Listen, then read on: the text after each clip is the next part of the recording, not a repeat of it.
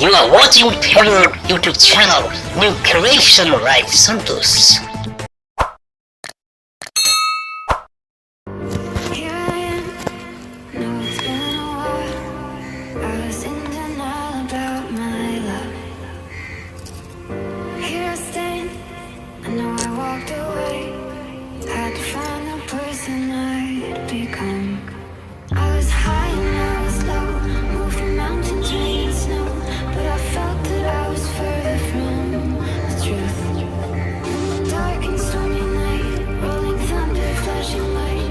Heard a whisper in the night, and it said, you should go back home, go back home, go back home, go. It's been there all along. You should go back home, go back home, go back home, go.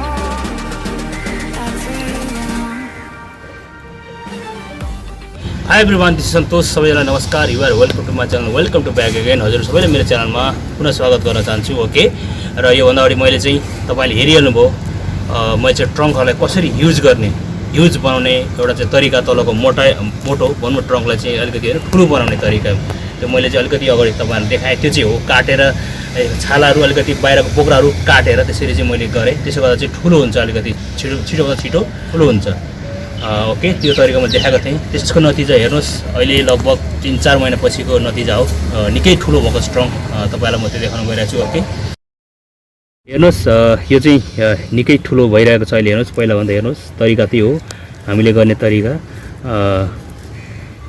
हेर्नुहोस्, मोटा यसको ट्रङ्कहरू निकै उच्च. हेर्नुहोस् कति ठुलो भएको छ. हेर्नुहोस् त, पहिला भन्दा हेर्नुहोस् आकाश धरतीको फरक छ. हेर्नुहोस्, यसरी हामीले चाहिँ एउटा मेथड हो, तरिका गर्ने. यो पनि मेरो बोन्साई हो, भविष्यको बोन्साई भनौँ न यसलाई. अलिकति माथि अब यसलाई चाहिँ काटेर म बनाउँछु. यसलाई ठिक्कको बनाउँछु भनौँ न, काटेर होचो सर्ट टाइपको एकदम होइन, अब मिनी बोन्साई जस्तो बनाउँछु यसलाई. ओके, योभन्दा अगाडि मैले यसलाई पनि मैले त्यसै गरेको थिएँ. पुलीमा छ, यसलाई पनि मैले त्यसरी चाहिँ अब बोक्रा अलिकति ओकाएको थिएँ, त्यसरी मोटो भएको थियो. पनि यसको अलिकति मासु पुरिनु बाँकी छ. हेर्नुहोस्, अलिकति घाउ चाहिँ यथावत त्यसको छिटो पुरिन्छ. यो पुरिएपछि धेरै ह्युज ट्रङ्क देखिन्छ.